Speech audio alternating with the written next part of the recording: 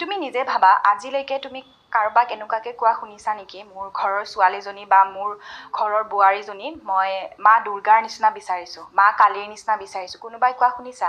চবকে লাগে মা লক্ষ্মী মোৰ ছোৱালীজনী একদম মোৰ এজনী লক্ষ্মী জন্ম পাইছে মোৰ বোৱাৰীজনী লক্ষ্মী ইমান ভাল ইমান শান্তশিষ্ট লক্ষ্মী চবেই কিয় মা লক্ষ্মীক কিয় বিচাৰে চবে ঘৰত মা দুৰ্গা মা কালী কিয় নিবিচাৰে কিয় জানানে কাৰণ প্ৰতিবাদী হয় তেওঁলোক আমাৰ সমাজে প্ৰতিবাদী ছোৱালী